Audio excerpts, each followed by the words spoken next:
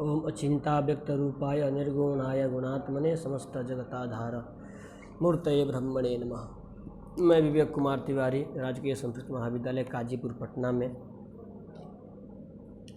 ज्योतिष का सहायक प्राध्यापक हूँ। आज मैं लेकर आया हूँ विषय वो है गोल परिभाषा।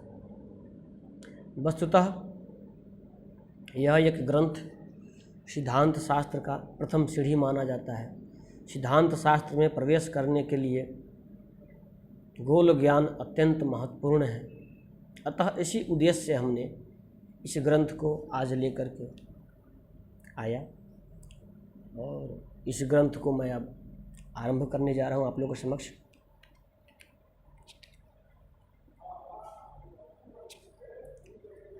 शारदांघ्रियुगम नवमी शारदेन्दु समप्रभ यध्यनात् देव देवानाम अग्रगण्यो गजानन। सर्वप्रथम ग्रंथकार यह गोल परिभाषा जो है कमलाकांत पांडे विरचित गोल परिभाषा आपके समक्ष मैं प्रस्तुत कर रहा हूँ। सर्वप्रथम ग्रंथकार मंगलाचरण करते हैं, माता सरस्वती की वंदना करते हैं। कहते हैं कि शारदेन्दु समप्रभ, शरदकालीन चंद्रमा के समान जिसकी प्रभा हो। फिर कहते हैं कि यध्यनात् देव देवानाम अग्रगण्यो गजाननः एतद् गुण विशिष्ट। क्या कहते हैं कि यध्यनात् एव, जिसके ध्यान मात्र से ही, ध्यान से ही, देवानाम अग्रगण्यो गजाननः, गजाननः देवानाम अग्रगण्यः, जिनके ध्यान मात्र से ही भगवान गणेश जी देवताओं में अग्रगण्य हुए, ऐसे विशिष्ट गुणों वाली शारदांघ्रियुगम नवमी, ऐसे माँ सरस्वती को, शारदा के दोनों चरणों में, उनके चरणों में चरण युगलम नमामि, दोनों चरण में उनको नमस्कार है। फिर आगे ग्रंथ का प्रयोजन बताते हैं। कहते हैं कि सरले न सुपद्ये न ब्रुवे वाल मनोमुदे गोल चापज्यकादि नाम परिभाषाम परिस्फुटाम। क्या कहते हैं कि बाल मनोमुदे अर्थात गोल शास्त्र दृष्टया यस्य मतिम बाल इव, बाल सदृशम, अर्थात गोल शास्त्र के दृष्टि से, सिद्धांत शास्त्र के दृष्टि से जिसकी मति बालक के समान है, ऐसे छात्रों की, ऐसे जन की मन के प्रसन्नता के लिए सरले न अर्थात बोधगम्य और सुपदे न अर्थात सुष्टु पदे न, बोधगम्य रूप में, सुष्टु पद अर्थात सुंदर पद में, अनुष्टुपादि सुंदर पदों में क्या करते हैं तो गोले चापज्यकादि नाम परिभाषाम परिस्फुटा, गोले चापाज्यकादि नाम गोल संबंधिनः ज्या चापादि नाम परिभाषाम अस्पष्टम करोमि। गोल संबंधित ज्या चाप इत्यादि का परिभाषा मैं स्पष्ट कर रहा हूँ। आगे क्या कहते हैं कि यजा कंठस्थ याज्ञोपि गोले नैपुण्य माप्नुयात् अनायासम विजानाति ग्रह राशि परिस्थिता। क्या कहते हैं यजा कंठस्थ याज्ञोपि गोले नैपुण्य माप्नुयात् प्राप्नुयात्, जिस ग्रंथ के कंठस्थ कर लेने मात्र से क्या हो जाता है तो गोले नैपुण्यम आपनुयात प्राप्नुयात, जिसके कंठस्थ मात्र कर लेने से गोल में, गोल शास्त्र में, गोले अर्थात गोल शास्त्रे नैपुण्यम प्राप्नुयते, नैपुण्यता की प्राप्ति हो जाती है, नैपुण्य हो जाते हैं। अनायासम विजानाति, अनायासम अर्थात अनायास ही, अल्प परिश्रमेण, अत्यल्प परिश्रमेण, सामान्य परिश्रमेण ग्रह राशि परिस्थितिम विजानाति, आकाशीय स्थिति, ग्रह राशि, नक्षत्र आदि का जो आकाशीय स्थिति है, परिस्थितियां हैं, उसको सरल रूप से ही वह जान लेते हैं, जिसको यह शास्त्र कंठस्थ हो जाता है। अब आगे फिर गोल शब्द का अर्थ बताते हैं, गोल शब्द का परिभाषा बताते हैं। कहते क्या है कि वृत्तार्धे स्वस्थिरभ्यास रेखोपरि समन्ततः भ्राम्यमाणे घन क्षेत्रम जायते गोल एव सः। क्या कहते हैं? वृत्तार्धे स्वस्थिरव्यासः रेखोपरि समन्ततः, स्वस्थिरव्यासः रेखोपरि समन्ततः वृत्तार्धे भ्राम्यमाणे घन क्षेत्रम जायते। कहते हैं कि स्वस्थिर व्यास रेखोपरि, स्वकीय स्वस्थिर व्यास रेखोपरि समन्ततः अर्थात परितः वृत्तार्धे भ्राम्यमाणे सति यद घन क्षेत्रम आच्छादितम जायते अनक्षत्रम घन क्षेत्रम उत्पद्यते जायते स एव गोल इति कथ्यते। सर्वप्रथम क्या कहते हैं कि एक व्यास रेखा को स्थिर करके और उस व्यास रेखा से संबंधित अर्धवृत्त को घुमाएंगे, चारों तरफ घुमाएंगे, तो भ्राम्यमाणे घुमाने पर भ्राम्यमाणे सति यद घन क्षेत्रम जायते स गोल इति कथ्यते। जो घन क्षेत्र उत्पन्न होगा घुमाने से वही गोल कहे जाते हैं, उसे गोल कहते हैं। ठीक, फिर कहते हैं गोल का स्वरूप बता रहे हैं, तो कह रहे हैं केंद्रम तदर्ध वृत्तस्य गोल केंद्रम च कथ्यते। अब तद अर्धवृत्तस्य केंद्रम गोल केंद्रम च कथ्यते। उस अर्धवृत्त का, जिस अर्धवृत्त को हम घुमाए हैं, उस अर्धवृत्त का जो केंद्र होगा वही गोल का भी केंद्र होगा। स्पष्ट है। भूमि केंद्रम तदेवात्र कल्पनीयम विपश्चिता, भूमि केंद्रम तदेवात्र कल्पनीयम विपश्चिता। अब कहते हैं कि भूमि केंद्रम अर्थात उस गोल का जो केंद्र होगा वहीं भूमि केंद्र ही होगा। इस तरह से विद्वान लोग कल्पना करते हैं। ठीक, फिर अब आगे आते हैं, बताते हैं महदवृत्त और लघुवृत्त की परिभाषा।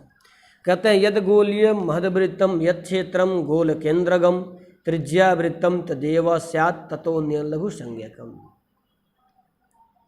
गोल बना लिए हम। अब कहते हैं कि गोल यंत्र में जो है दो ही प्रकार के वृत्त होते हैं। वृत्त की संख्याएं बहुत होती हैं।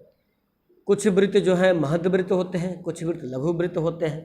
उदाहरणार्थ क्रांति वृत्त, नाड़ी वृत्त, उन्मंडल वृत्त, क्षितिज वृत्त, पूर्वापर वृत्त, याम्योत्तर वृत्त, ये सब जो वृत्त हैं ये सब महदवृत्त हैं। और कदम्ब वृत्त, अहोरात्र वृत्त इत्यादि ये सब लघु वृत्त आते हैं। तो इनकी परिभाषा क्या है सो सुनिए।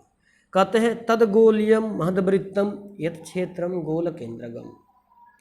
कहते हैं कि यस्य वृत्तस्य धरातलम गोल केंद्रगतम भवति। जिस वृत्त का धरातल गोल केंद्र में हो, गोल केंद्र में गया हो, अर्थात जिस वृत्त का केंद्र गोल केंद्र हो, अर्थात जो गोल यंत्र का केंद्र है, जो गोल का केंद्र है, वहीं केंद्र उस वृत्त का भी केंद्र हो, वह क्या हो जाएगा कि महदवृत्तम त्रिज्यावृत्तम तदेव स्यात्। वह महदवृत्त होगा, वही त्रिज्यावृत्त भी होगा। उसे नवत्यंश वृत्त भी, नवत्यंश वृत्तम अपि कथ्यते, नवत्यंश वृत्त भी कहते हैं। कहते हैं ततः अन्यत लघु संज्ञकम, और उससे इतर जो केंद्र होंगे, जो गोल केंद्र ही जिस वृत्त का केंद्र हो वह महदवृत्त हो जाएंगे, और गोल केंद्र से इतर जिस वृत्त का केंद्र होगा वह लघु वृत्त कहलाएंगे। अर्थात भूकेंद्रगामिनी यानि वृत्तानि तानि सर्वाणि महदवृत्तानि। भूकेंद्रगामिना अर्थात भूकेंद्रगामी जो भी वृत्त का केंद्र होगा वह महदवृत्त होंगे, और उसके अतिरिक्त जो भी केंद्र हैं वह आपके अतिरिक्त जो भी हैं लघुवृत्त हो जाएंगे। अब आगे आइए। कहते हैं कि गोलोपरि वृत्तस्य केंद्र स्थान परिभाषा है। गोलोपरि, गोलस्य उपरि, गोलोपरि, गोल के ऊपर जो वृत्त हैं उनका केंद्र स्थान बता रहे हैं। कहते हैं गोलोपरि वृत्तस्य गेयम केंद्र त्रयम बुधै एकैकम गर्भ केंद्रम स्यात् पृष्ठ केंद्रम द्वयम द्वयम। गोलोपरि वृत्तस्य, गोलस्य उपरि गतम गोल के ऊपर गया हुआ, वृत्तस्य वृत्त का, त्रयम केंद्रम बुधई गेयम, विद्वानों के द्वारा 3 केंद्र बताया गया है या जाना गया है। गेयम जानना चाहिए, इस तरह से विद्वानों का मत है। एकैकम गर्भ केंद्रम स्यात्, उस 3 केंद्र में एक जो है गर्भ केंद्र होगा। एकैकम गर्भ केंद्रम स्यात् पृष्ठ केंद्रम द्वयम द्वयम, और उनके पृष्ठ केंद्र जो है 2 हो जाएंगे। एक गर्भ केंद्र होंगे, 2 पृष्ठ केंद्र होंगे, इस तरह से उनके 3 केंद्र हो जाएंगे। महद्वृत्तस्य गर्भीय केंद्रम तद्गोल केंद्रकम ततोन्य लघुवृत्तानाम गर्भ केंद्रम पृथक। क्या कहते हैं? महद्वृत्तस्य गर्भीय केंद्रम तद्गोल केंद्रकम, महद्वृत्त का जो गर्भीय केंद्र है वह क्या है? गोल केंद्र जो है, गोल केंद्रकम महद्वृत्तस्य गर्भीयम केंद्रम भवति। गोल का जो केंद्र है वहीं महद्वृत्त का भी गर्भीय केंद्र होगा। ठीक है। फिर कहते हैं ततो न लघुवृत्ता नाम गर्भ केंद्रम पृथक पृथक, और इससे अन्यत लघु वृत्त जो है उनका गर्भीय केंद्र अलग अलग होंगे। अर्थात जो महद्वृत्त है उनका गर्भीय केंद्र गोल केंद्र ही होगा, और जो लघु वृत्त होंगे उनका गर्भीय केंद्र गोल केंद्र से इतर होगा। आगे अपृष्ठ केंद्र बताते हैं। कहते हैं वृत्त चापस्थ बिंदुभ्य तुल्य दूरांतर स्थित गोल पृष्ठे च यो बिंदु पृष्ठ केंद्रम तदुच्यते। क्या कहते हैं कि गोल पृष्ठे च वृत्त चापस्थ बिंदुभ्य तुल्य दूरांतर स्थित, वृत्त के चाप पर स्थित जो बिंदु है, वृत्त चापस्थ बिंदुभ्य 2 बिंदुएं जो होंगे जो पृष्ठ केंद्र होंगे, वो दोनों का आपस में जो है जिस 2 बिंदु, ऐसा 2 बिंदु गोल पृष्ठ पर जिन 2 बिंदुओं का आपस में दूरी बराबर होगा वह गोल पृष्ठे च यो बिंदु पृष्ठ केंद्रम तदुच्यते। यो बिंदु गोल पृष्ठे पृष्ठ केंद्रम कथ्यते उच्यते। वही बिंदु जो गोलोपरि वृत्तस्य, गोल के ऊपर जो वृत्त है उन वृत्त में जो 2 बिंदु, उसके परिधि पे जो 2 बिंदु स्थित हैं और उन दोनों बिंदु के आपस में दूरी समान हो, वही 2 बिंदु गोल पृष्ठ पे उस वृत्त का पृष्ठ केंद्र कहे जाएंगे। पार्श्वे द्वयम तत्स्यात् एवं केंद्र तयम स्मृतम। इस तरह से दोनों पार्श्व में 2 है और एक गर्भीय केंद्र, इस तरह से 3 केंद्र हो जाएंगे। ठीक है। अब भूगोल स्वरूप बता रहे हैं। क्या कहते हैं कि स्वशक्त्या भूमि गोलोयम निराधारो स्थितः पृथ्वीत्वात् समोदभाति चलोपेय चलवत् तथा। क्या कहते हैं कि स्वशक्त्या भूमि गोलोयम, अयम भूमि गोलः, यह भूमि जो गोल स्वरूप में है, स्वशक्तया अपने शक्ति के द्वारा, निराधारः खे स्थितः, निराधार अर्थात आधार, बिना आधार का ही अपने शक्ति के द्वारा आकाश में स्थित है। पृथ्वीत्वात् समोदभाति चलोप्य चलवत् तथा। पृथ्वीत्वात् समोदभाति, पृथ्वीत्वात् अत्यंत बृहद, बड़ा आकार में अत्यंत पृथु अर्थात बहुत बड़ा होने के कारण चलोप्य अचलवत् भवति, चलते हुए भी अचल प्रतीत होते हैं। पृथ्वी जो है यह अत्यंत बृहद होने के कारण चलते हुए भी अचल प्रतीत होते हैं। फिर आगे क्या कहते हैं? आवृतोयम क्रमात् चंद्र बुध शुक्रार का भूभुवाम गोलैर्जीवार की भानाम च क्रमात् ऊर्ध्वोर्ध्व संस्थित। क्या कहते हैं? आवृतः अयम क्रमात् चंद्र, क्रम से आवृत, क्रम से अर्थात नीचे के क्रम, नीचे से ऊपर के क्रम में, क्रमात् ऊर्ध्वोधर संस्थित है, ऊर्ध्वोधर के क्रम से अर्थात ऊपर ऊपर के क्रम से। पृथ्वी के ऊपर सभी ग्रहों की स्थितियाँ इस प्रकार होती हैं कि आवृतः क्रमात् चंद्र, क्रमात् क्रमशः प्रथमः चंद्रः, तदुपरि बुधः, तदुपरि शुक्रः, तदुपरि अर्कः नाम सूर्यः, तदुपरि भूभुवाम अर्थात भौमः, तदुपरि जीवः नाम बृहस्पति, तदुपरि अर्की नाम शनि। अतः परम तदुपरि भानाम नक्षत्राणाम संस्थानम भवति, संस्थितः स्थितः अस्ति। इसके ऊपर सर्वप्रथम पृथ्वी को केंद्र माना गया है। वस्तुतः केंद्र है नहीं, चूँकि आचार्य भास्कर ने स्पष्ट रूप से कहा है कि यस्मिन् वृत्ते भ्रमति खेचरो नास मध्य कुमध्य।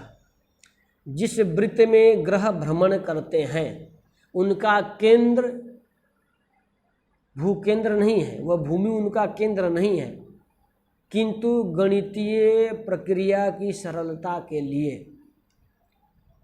पृथ्वी को केंद्र मान करके अन्य ग्रहों का गणना करते हैं, आनयन करते हैं। इसलिए यहाँ पर आचार्य ने पृथ्वी को केंद्र मान के ही और ग्रहों का गणना किया है। इसे बताते हैं कि पृथ्वी केंद्र में है, कल्पना करते हैं। उसके बाद फिर चंद्रमा आता है, फिर उसके ऊपर कर्माद चंद्र बुध शुक्रार्क भूभुवम, चंद्र बुध शुक्र अर्क भूभुवम अर्थात मंगल, फिर जीव अर्थात बृहस्पति, फिर शनि और अंत में नक्षत्र होते हैं। इसको आचार्य भास्कर ने कहा है कि आदौ शनिर गुरुस्तस्मात् ततो भौमस् ततो रवि ततः शुक्र बुधस्तस्मात् ततेन्द्र इति स्फुटम। वो भी यही क्रम बताए हैं, लेकिन वह अधा अधा क्रम बताए हैं कि आदौ शनि गुरुस्तस्मात्, सबसे पहले आरंभ में सबसे ऊपर शनि है, फिर उसके बाद गुरु है, गुरुस्तस्मात् ततो भौमस् ततो भौमः भौम है, ततो रवि ततो शुक्र बुधस्तस्मात् ततेन्द्र स्फुटम। इस तरह क्रम से वह क्रम बताए हैं। किंतु यह जो है हम लोग का प्राचीन मत है। अर्वाचीन मत जो है ज्योतिष शास्त्र का, उसमें कुछ अलग माना गया है। कुछ अलग क्या? प्राचीन मत में जो गणितागत प्रक्रिया हम लोग करते हैं उसमें पृथ्वी को केंद्र मान के करते हैं, जबकि अर्वाचीन मत में सूर्य को सापेक्ष माना गया। ऐसे आर्यभट्ट ने सर्वप्रथम भूभ्रमण का सिद्धांत दिया था, किंतु हम लोग का जो गणितीय प्रक्रिया है उसमें भूमि को केंद्र ही कल्पना करके करते हैं और उसके अनुसार ग्रह बनाते हैं। तो ये हम लोग का प्राचीन मत है। और जो अर्वाचीन मत है उसमें आचार्य केतकर ने लिखते हैं कि विक्षुक्रचित भौम जीव सनयो दीर्घेषु वृत्तेषु तत्। जैसे वृत्त में घूमते हैं, तो आधुनिक मत कि जो अर्वाचीन नवीन ज्योतिर्विद हैं उनके द्वारा ग्रह जो है वह दीर्घवृत्त में भ्रमण करते हैं। तो वहीं लिखते हैं कि क्रमशः विक्षुक्र सूर्य केंद्र में है और सूर्य के बाद वित्त अर्थात बुध, पुनः शुक्र, विक्षुक्र, क्षिति अर्थात पृथ्वी, फिर विक्षुक्र क्षिति भौम अर्थात मंगल, जीव अर्थात बृहस्पति, विक्षुक्र क्षिति भौम जीव शनयो दीर्घेषु वृत्तेषु तत्। ग्रह में इस तरह क्रम से सर्वप्रथम केंद्र में सूर्य, अर्वाचीन मत के अनुसार केंद्र सूर्य को माने हैं सूर्य, उसके बाद बुध, पुनः शुक्र, फिर पृथ्वी, आज विक्षुक्र क्षिति भौम, मंगल, बृहस्पति और अंत में शनि। यह क्रम अर्वाचीन मत का है। एवं अस्तु, किंतु हम लोग को जो है प्राचीन मत से ही चलना है। तो हम लोग प्राचीन मत के अनुसार ही आदौ शनि गुरुस्तस्मात् ततो भौमस् ततो रवि के अनुसार ही चलेंगे। अब यहाँ पे आचार्य जो है स्वस्थान का बात करते हैं कि सबका अपना अपना स्थान, स्वस्थान कहते किसे हैं? तो कहते हैं कि भूमौ तिष्ठति जो यत्र पृष्ठस्थानम तदुच्यते स्वदेशोपि स एवास्य कथ्यते गणितागमे। गणितागमे गणितस्य विद्वांसहि, गणित के विद्वान के द्वारा इस तरह से कहा गया है कि भूमौ यो यत्र तिष्ठति पृथिव्याम यो यत्र तिष्ठति, योजनः पृथिव्यां यत्र तिष्ठति तत् तस्य पृष्ठस्थानम स्वदेशश्चेति कथ्यते। जो जहाँ पर जिस स्थान पे स्थित है वहीं उसका, भूमि पे जो जहाँ स्थित है वहीं उसका पृष्ठ स्थान है, वहीं उसका स्वदेश है। स्वदेशोपि स्वदेशोपि एव अस्य कथ्यते, इस प्रकार से कहा गया है। ठीक है, अर्थात जो जहाँ पे है, हम अगर यहाँ पे हैं, पटना में हैं, जिस स्थान पे हैं वहाँ पे है, आप जहाँ पे जिस स्थान में स्थित है वह आपके लिए स्वदेश है, वह आपके लिए आपका स्वस्थान है। तो इस पृथ्वी पर जो जहाँ जैसे है, जिस रूप में जहाँ भी है, वहीं उसके लिए वह अपना स्वस्थान है, वहीं उसका स्वदेश है। अब आया सिद्धांत का, यहाँ से गोल का एक प्रक्रिया शुरू हुआ, जिसमें बताते हैं ख स्वस्तिक। बहुत ही सामान्य परिभाषा है। कहते हैं कि भूमि गर्भात स्वदेशस्पृक् सूत्रम यत्र नभस्यदाम गोले लग्नम खमध्यम तत् ख स्वस्तिक मपीरितम। क्या कहते हैं? भूमि गर्भात स्वदेशस्पृक्, अर्थात भूमि केंद्रात, भूमि गर्भ केंद्रात, पृथ्वी के केंद्र से, भूमि गर्भात अर्थात भू केंद्रात, स्वदेशस्पृक् अर्थात स्वस्थानम अस्पृशत, सूत्रम वर्धितम चंद्रादि ग्रहाणाम गोले यत्र संयुतम। यहाँ पे आकाश में कोई ऐसा गोल वस्तुतः है नहीं, लेकिन आचार्यों के द्वारा आकाशीय पिंडों की स्थिति को जानने के लिए आकाश में गोल का कल्पना किया गया है कि आकाश में एक गोल यंत्र जैसे हम बनाते हैं उस तरह गोल यंत्र है, और उस यंत्र में एक क्रांति वृत्त है जिसमें सूर्य चला करता है। ऐसा नहीं कि सूर्य के पथ पर, सूर्य के मार्ग पर जैसे हम लोग लोहे का अथवा बांस का वृत्त बनाते उस प्रकार से उनका कोई बड़ा सा रेलवे के पटरी के जैसे कुछ पटरी बना है या कुछ वृत्त बना है आकाश में, ऐसा कुछ नहीं है।